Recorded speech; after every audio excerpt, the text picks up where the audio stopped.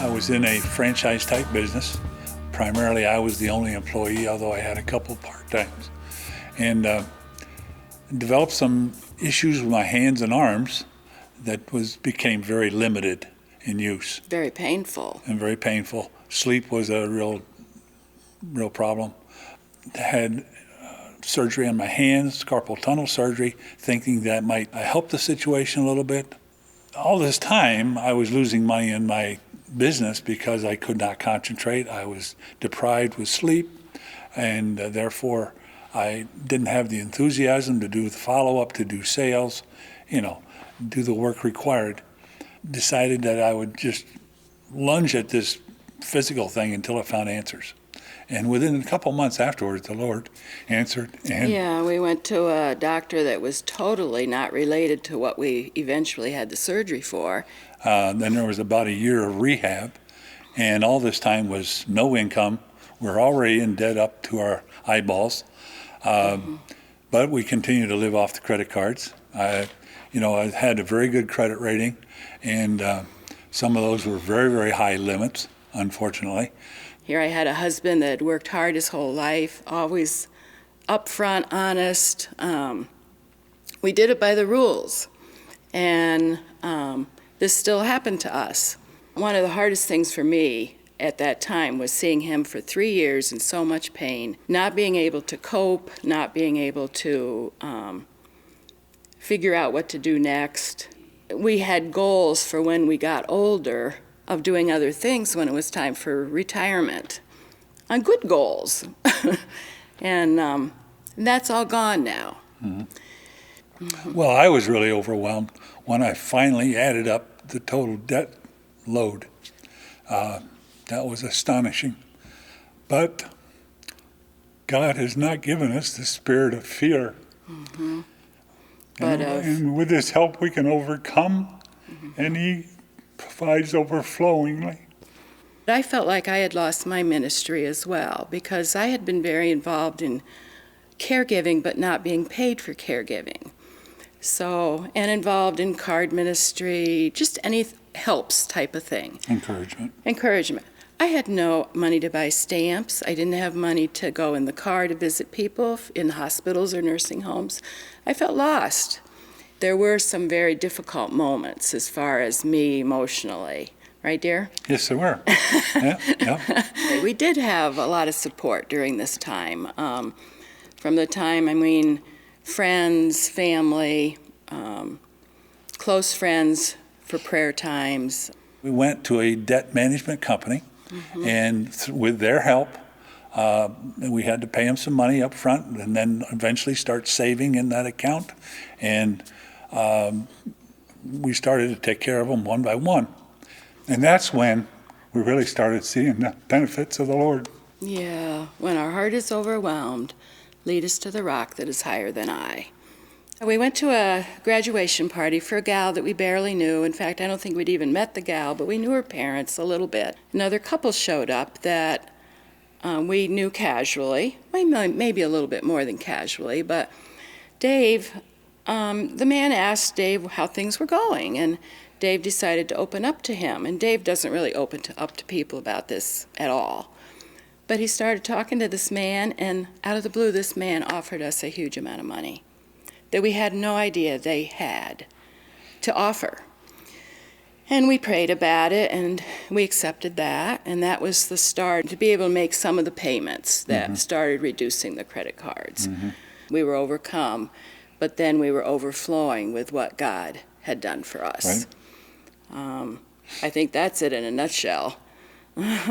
Wouldn't you say, honey? I wrote that on the bulletin cover last week. That's what he was doing in church.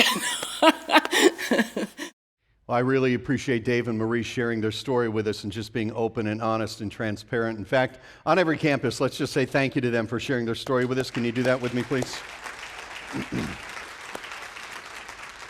Today we're continuing this teaching series entitled Overwhelmed, and today we're going to talk about a subject that has many people in our culture today overwhelmed, a source of anxiety and stress that many, many people are grappling with, and that is anxiety and stress related to finances. For about the last 4 years, we've been treated to a constant stream of news about things like a global recession, increasing national debt, record rates of unemployment, declining home values. I mean, all you need to do is watch the news and you get overwhelmed. But for many people on every campus today, it isn't what you see on the news that's overwhelming you. It's what you deal with every single day in your life, because you're working as hard as you can and moving as fast as you can just to keep up with the bills. And you wonder how you're going to pay for your kids' college. And you're concerned about how much is in the retirement fund. And you're just feeling overwhelmed by all of it. And I just get a sense that we have a good number of people in our culture today who are feeling that stress and anxiety in this area of our lives. But the good news is, we don't have to live that way. In fact, as Dave and Marie said in the video, you can move from being overwhelmed to being overflowing. And we're going to talk about that today. A few years ago, I came across a book on prayer by Philip Yancey, and in that book, he tells a neat little story. He says this: a spiritual seeker interrupted his busy life to spend a few days in a monastery. "I hope your stay is a blessed one," said the monk who showed the visitor to his room. "If you need anything, let us know, and we'll teach you how to live without it." In the monastery. My hope today is to teach you how to live without some things that our culture says that you really need, and to escape the stress and the anxiety that so many people today in our culture are feeling. And I want to acknowledge something as we begin. I want to acknowledge that there are really two major categories of financial pressure. For some people, there is what I would call self-inflicted financial pressure. In other words, this is what happens when we make a lot of poor choices over a long period of time, and we just accumulate more and more and more and keep increasing our lifestyle till we find ourselves in a situation that's just overwhelming and maybe even unsustainable. And for some of you, that's the pressure you're feeling. There may be others of you, though, who are facing what I would call circumstantial financial pressures. You've had some kind of a serious illness or an unexpected job loss or some kind of tragedy come into your life. And even though you've tried to do things right, you suddenly find yourself overwhelmed by financial pressures. But the bottom line is this: no matter how we get there, it feels the same. And it's difficult. And so I want to talk today about how we can live in a way that we are not overwhelmed in an era and in a culture when so many people are. And I want to give you a principle today, a principle that I think that goes to the very root of the source of so much of the anxiety that we feel in this area of our lives. And it's a principle that if we can understand this and really live this, it will keep us from getting to the point of being overwhelmed. And if you end up in that point of being overwhelmed, it will help you to put it in perspective. And the principle is this: my self-worth is not determined by my net worth. In fact, why don't you say that with me? Let's say it together, every campus. Here we go. My self-worth is not determined by my net worth. Have to do that again. The Wilkes-Barre campus didn't quite engage. Let's do that one more time. Here we go. My self-worth is not determined by my net worth. Now, let me tell you that is a very countercultural idea, because our culture tells us in 1,000 different ways that our value and our security in this world is based on what we own and what we have. And we have this very subtle way in our culture of looking at our material lifestyle and making judgments about ourselves and about others, and sizing up someone's worth based on what they have in this world.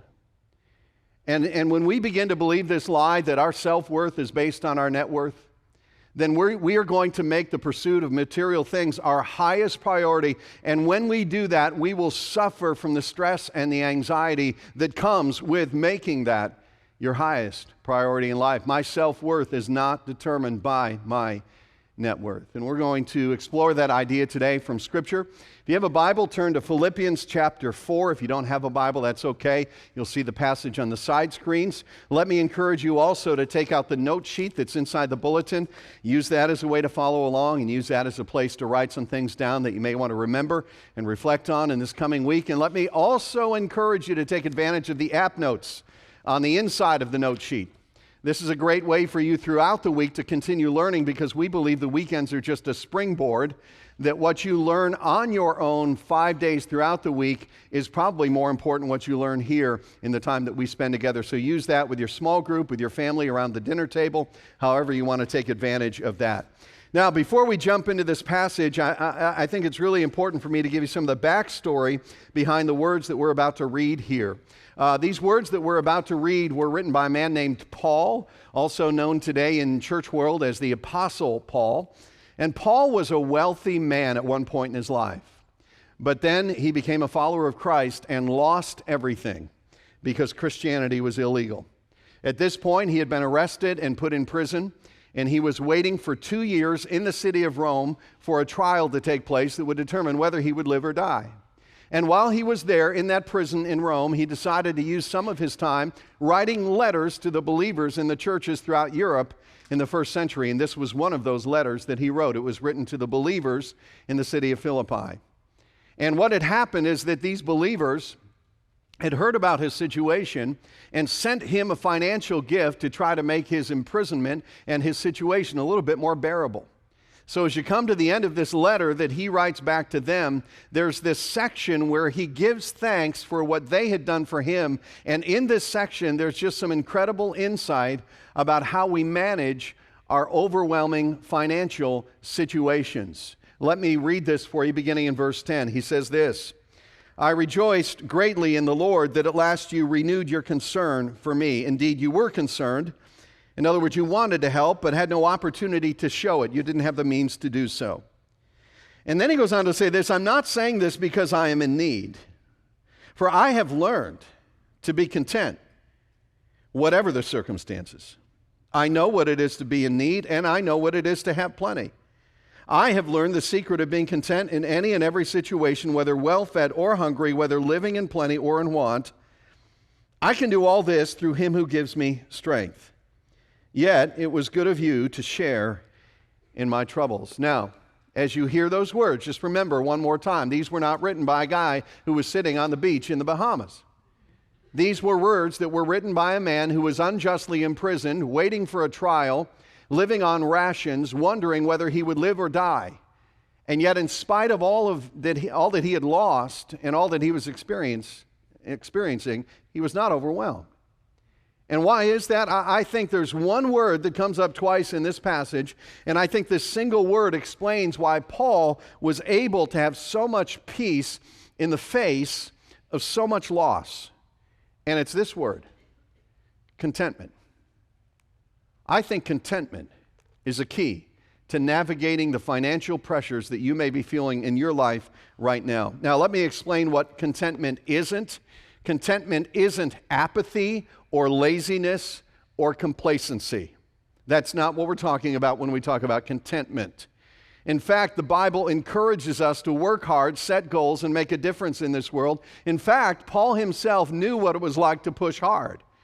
This is how he described his own life in a different part of the Bible. He says, "I have labored and toiled and have often gone without sleep." That does not sound like somebody who's complacent. And yet, he understood contentment. Let me give you a definition for contentment, at least as it applies to what we're talking about today and contentment in the context of this particular Bible passage. I would define contentment this way: a life that is free from excessive worry about material things. A life that's free from excessive worry about material things. And a key word here is the word excessive worry. See, if they're laying off people at your place of work and you're going to lose your job next week and you're behind a couple of mortgage payments and you're not keeping up with your bills and you're not worried a little bit about that, we have counselors we can send you to, okay?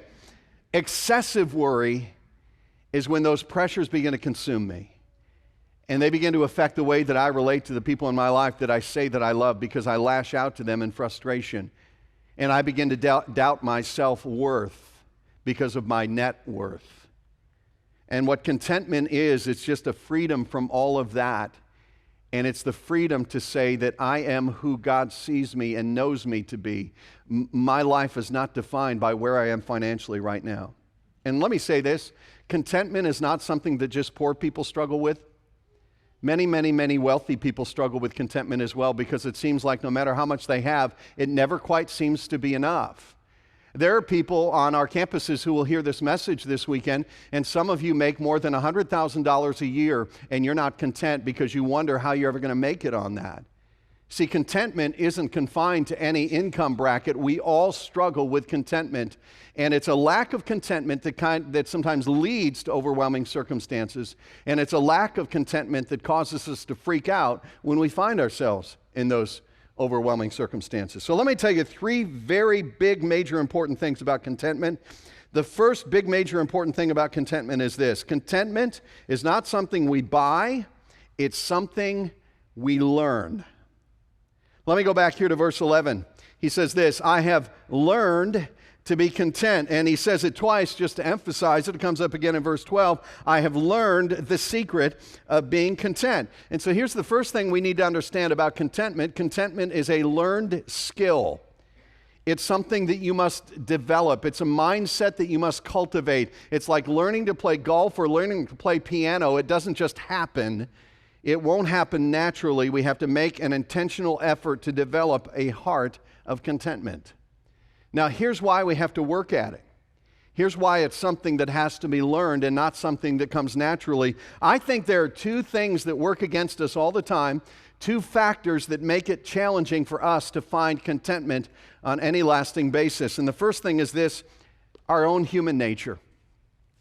There is just something about us as broken, fallen human beings that makes it so difficult for us to be content for any significant period of time. In fact, there's a verse in the Bible that says it this way, Ecclesiastes 1:8, the eye never has enough of seeing, nor the ear its fill of hearing.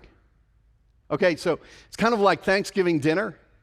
And you eat a big Thanksgiving dinner, and then you find the lazy boy, and you sit down, and you loosen up your belt, and you just go, I am never going to eat again.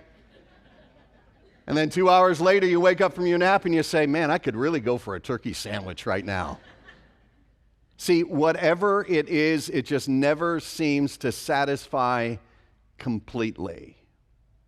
Like that house you bought that was your dream house, and you live in it for 6 months, and after you've been there for about 6 months, you start seeing all these things that just, they're not good, and they're like so 90s.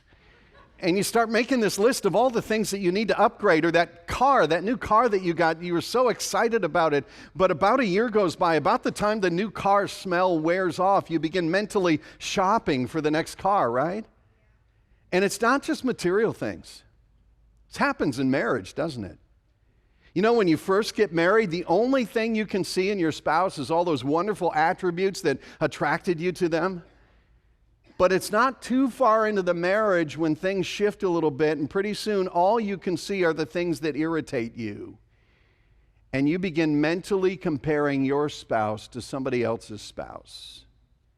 Happens in our jobs. You know, you get that dream job, and you're like, God, thank you for this job. 6 months later, you can't stand the boss. They aren't paying you enough, and you're going online during work hours looking for your next job. Pastors can tell you this happens in churches all the time. Like you find a church and you're so excited about this church and it's like the coolest church, the greatest church, but you're there for a while and then somebody disappoints you, somebody hurts you. And pretty soon all you can see is what's wrong with the church, and you go find another one and you're there a few years and the cycle starts all over again. It's just human nature that it's so hard for us to find contentment. We just constantly drift toward discontentment if we aren't intentional about it. But then there's a second influence as well, a second factor, and that's the influence of our culture. That just compounds it. You know, we live in a free market capitalist society, and that has a lot of great things that come along with it. But there's one downside to that some of the best and brightest and most creative people in the world spend their waking hours trying to figure out how to get you to buy things that you didn't even know that you needed. There's a psychologist at Harvard University by the name of Daniel Gilbert, and he wrote something one time on his blog that I just thought was so insightful about the culture that we live in. He says this: Americans spend most of their time trying to be happy by pursuing wealth. Why? Because commercialized society teaches Americans that consumption will bring them happiness. This message is delivered to Americans by every magazine, television, newspaper, and billboard at every bus stop, grocery store, and airport. Happiness, Americans are told, is just around the corner, and it requires that we consume just one more thing, and then just one more thing after that. So Americans do, and we find out that the happiness of consumption is thin and fleeting. But rather than thinking to ourselves, gosh, that promise of happiness by consumption was a lie, Americans instead think, gosh, I must have not consumed enough. And I probably need just one more small upgrade to my stereo, car, wardrobe, or wife, and then I will be happy. He says Americans live in the shadow of a great lie. And by the time we figure out that it is a lie, we are closing in on death, and a new generation of young consumers takes our place in the great chain of shopping. This is the culture in which we live. And I've seen the influence of our culture even in my own household. You know, years ago when my kids were really little, a very generous friend of ours gave them each a doll. And it wasn't just any doll. They each got what's called an American Girl doll. Now, American Girl dolls are not the kind of dolls that you take outside and play with in the mud. These are like collector's dolls, okay? Now, for some reason, about the time we got the American Girl dolls, we also ended up on the mailing list for the American Girl doll catalog. So there was this interesting phenomenon that began to develop. When my daughters, and this is when they were very young, you know, they could be going along through life quite happy, quite content, and then the American Girl doll catalog would arrive at our doorstep. And suddenly they were confronted with glossy images of all the American Girl doll accessories that they did not yet possess. And they were suddenly struck with how incredibly deprived their lives really were. And there was incredible weeping and wailing and gnashing of teeth.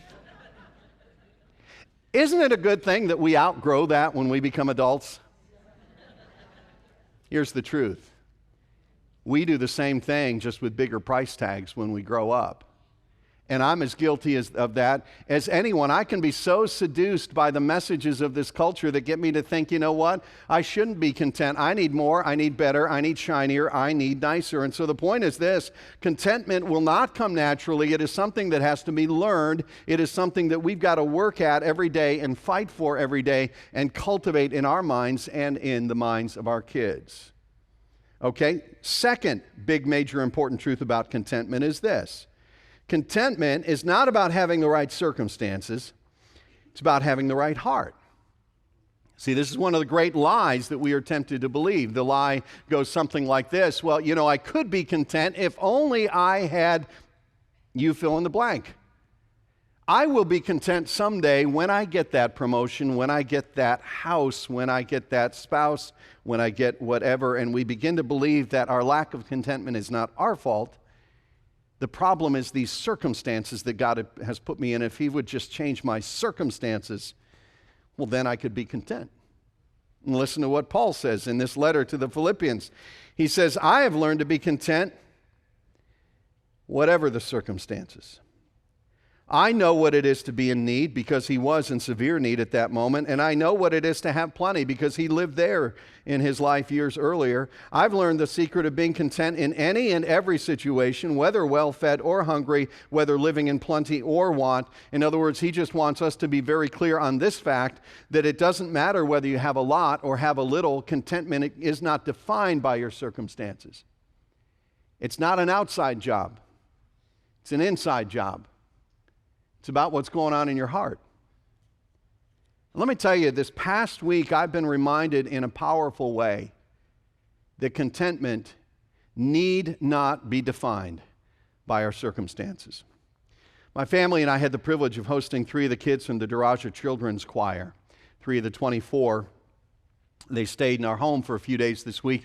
In the image on the side screens, the 3 kids, their sponsor, my 2 girls, and we're hanging out at Manning's Dairy Farm having some good old American ice cream. And these kids live in Uganda. It's one of the poorest countries in the world. And what the 410 Bridge did for them before they came over here on their tour as a choir is they went to their village and helped them take some photographs so that when they were in their hosts' homes, they could say, here's my family, here's where I live. So we spent one evening just looking through their little photo albums, and they were just having a blast showing us their life back home in Uganda. But I'll tell you what, they have a very different life than you or I will ever experience. Their homes are smaller than your garage. No indoor plumbing, no indoor stove, no TV, no internet, A very, very simple life. And yet, spending time with these kids, I was just incredibly blessed to be around them because of their just incessant joy and their gratitude for the simplest things in life and their deep spirituality. They would pray and say grace before dinner, and it was just amazing to listen to them. And we'd be driving in the car, and they would just break out in song. And I'll tell you what, I've been getting a sermon on contentment all week long, and it is convicting. Because you know what? I began to see my life through their eyes and realize that I have no right to be discontent. Like one night we're clearing the dishes and I'm showing them how to scrape off the plates into the garbage disposal. And I'm thinking to myself, we have so much food in this country that what we don't care to eat, we wash down the drain.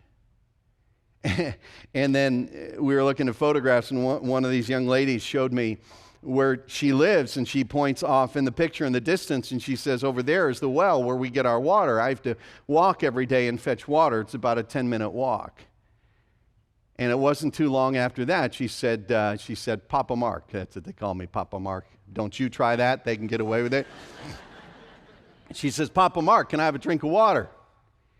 I said, yeah, come on over here to my refrigerator where you can put your glass in the door and get water. And I'm thinking to myself, all I have to do is walk over to a box in my house and push a button and get chilled, purified water. What do I have to complain about? See, if circumstances could bring us contentment, we as Americans would be the most contented people on the face of the earth.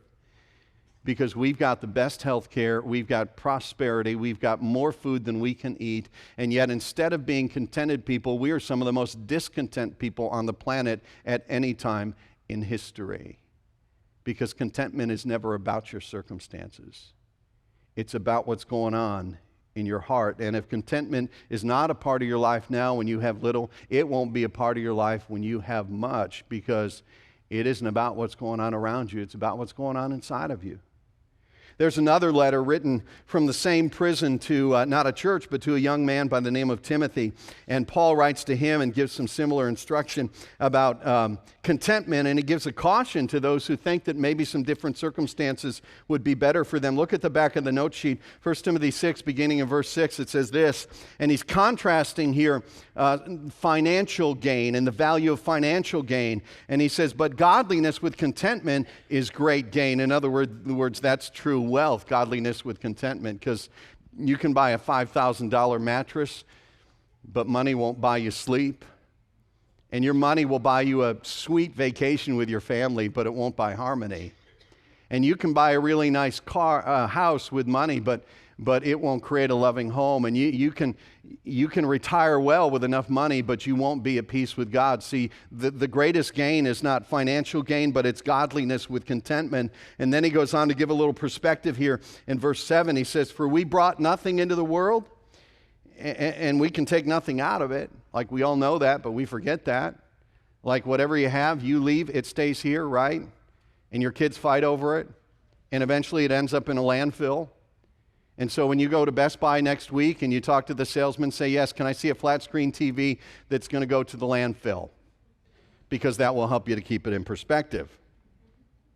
And verse 8 says, but if we have food and clothing, we will be content with that. And then it goes on to say this in verse 19, people who want to get rich, doesn't say people who are rich, because there's nothing inherently wrong with wealth as long as you acquire it the right way and use it the right way and honor God with it. This verse isn't speaking about wealth, it's speaking about discontentment. And those who want so badly to get rich because they think their circumstances will bring them contentment. And here's the warning. It says, people who want to get rich fall into temptation and a trap and into many foolish and harmful desires that plunge men into ruin and destruction. For the love of money, not money, the love of money is a root of all kinds of evil. Some people eager for money have wandered from the faith and pierced themselves with many griefs and find themselves overwhelmed. That's in the Greek, in case you didn't know that. When you begin to believe that your self-worth is tied to your net worth, you'll start making a lot of very poor decisions. What you need to understand is that contentment is not a product of your circumstances. And one more big, major, important truth about contentment, it's this one. Contentment is not a material pursuit, it's a spiritual pursuit. In other words, at its very core, contentment is not even about material things. It really isn't. It's a spiritual issue. And the discontentment that so many people in our culture feel today is the result of a spiritual emptiness, but instead of trying to fill their hearts with a spiritual solution, they fill their hearts with material things. But ultimately, it isn't a material issue, it's a spiritual issue. And so Paul goes on to say this in verse 12. He says, I've learned the secret of being content in any and every situation. Well, what is that secret? Verse 13. I can do all this through him who gives me strength.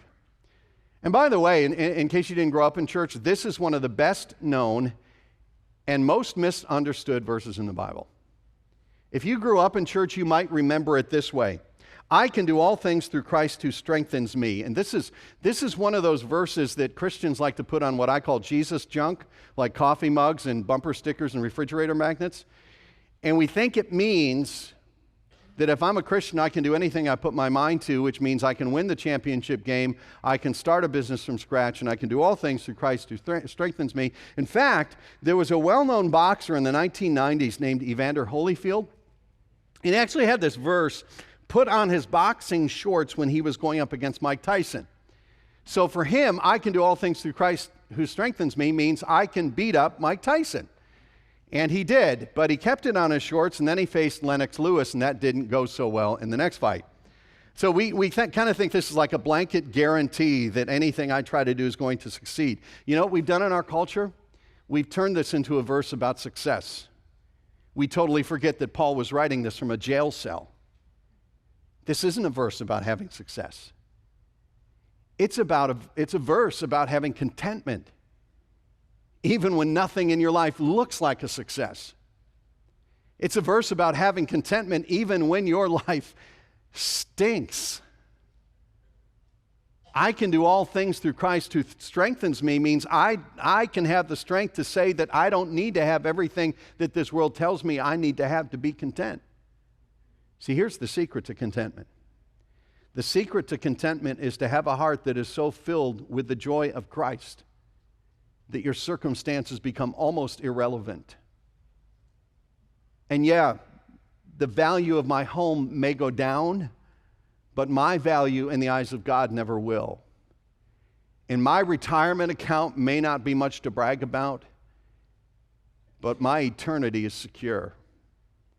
And I may not have much treasure here on this earth, but I've got treasure stored up in heaven. And I don't need to tie my self-worth to my net worth because my self-worth is found in the cross.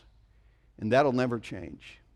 A few years ago, my daughter and I were visiting Africa. And by the way, if you haven't done so, I would encourage you to go on a global outreach trip because that will do wonders for your perspective on what you have. But we were in Africa, and I saw something there that I don't think I'll ever forget as long as I live. I was walking down a path when I came across a simple wooden house. This was the home of one of the families that lived there in the village. Most of us have garages that are far nicer than this home. But as I got closer, I noticed that there was something written on the door in chalk. And I had to take a picture of it. Here's what was written on the door in chalk. God is good all the time. God is good all the time. In the middle of circumstances that most of us would find totally unacceptable, here was a family that understood that there was something in which to anchor their lives, in which to anchor their souls that was bigger than their circumstances. And let me tell you this, the reason why so many people in our culture are filling their lives and filling their homes and filling their storage units with so much junk is because there's an emptiness inside that won't go away. And the emptiness that they feel is a spiritual emptiness, but they're trying to fill it with material things or life experiences. And my brothers and sisters at Parker Hill Community Church, that should not be true of us. Listen to what the Bible says in Hebrews 13:6. Keep your lives free from the love of money and be content with what you have. Because God has said, never will I leave you. Never will I forsake you. If you're a Christian, Jesus Christ died on the cross to completely forgive your sins. Your life is in the hands of your Heavenly Father. He's preparing a home for you in heaven. Nothing can touch that. Nothing can take that away. That's your greatest treasure. And when your deepest, innermost needs are being met in an authentic relationship with your Heavenly Father, then all the stuff of this world doesn't seem to matter so much anymore. Because when my self-worth is anchored in the cross, then my net worth can come and go, and I can be okay with that. Now, before I wrap up, let me give you a very, very, very practical application. What we've been talking about today is a particular mindset when we feel overwhelmed by financial fears. And the mindset is this, that my self-worth is not determined by my net worth. And if I want to believe that, then I will live with a spirit of contentment. Once you have that mindset, you got to live that out. And you've got to make decisions in your life that will keep you from moving to a point where you're ever overwhelmed again financially. So I want to offer you an opportunity to not only know something, but now do something. We have a class that's coming up. We offer this twice a year. It's called Financial Peace. It features Dave Ramsey. You may have heard him on the radio. He isn't here live. It's on video, sorry. It's a 9-week class on how to become a better manager of what God has entrusted to us. We've had dozens and dozens of families take this class. It is a life-changing experience, and that is not an exaggeration. It begins Monday, 6:30, October 7th at the Wilkes-Barre campus, Thursday, 6:30 at the Dixon City campus. If you've never taken this class, I would encourage you to do so. We don't gain anything from this. We don't make any money off of this. We don't want something from you. All we want is something for you. We want you to have peace. We want you to have freedom. We want you to understand what it's like to live with a spirit of contentment and not be overwhelmed by this area of your life. So if you're interested in that class, on your way out today, stop by the lobby, meet one of the group leaders who's out there. You can sign up. And if you expressed interest in this, even this past spring when we talked about it, don't forget you expressed interest, follow through and take advantage of that. We sang a song earlier in the service, and one of the verses said this, Christ, my all in all, the joy of my salvation. Christ is enough for me. And I so hope that's true of you, because if that is true of you, that will change the trajectory of your life and help you to avoid the overwhelming circumstances that so many people find themselves in. Can't guarantee that, but even if you find yourself in those circumstances, you won't be destroyed by them because you'll have something bigger in which to put your hope. Let's stand together. Your campus pastor is going to come and close in prayer, and then we'll see you again next week.